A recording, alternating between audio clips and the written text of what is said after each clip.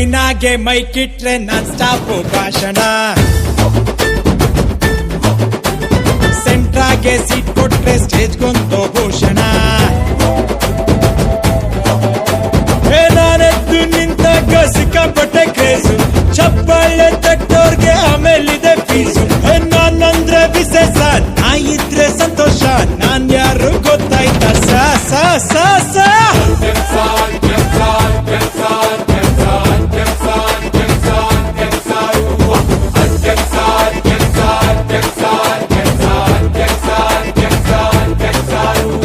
ಕೈನಾಗೆ ಮೈಕಿಟ್ರೆ non stop ಭಾಷಣ ಸೆಂಟ್ರಾಗೆ seat ಕೊಟ್ರೆ ಸ್ಟೇಜ್ಗೊಂದು ಭೂಷಣ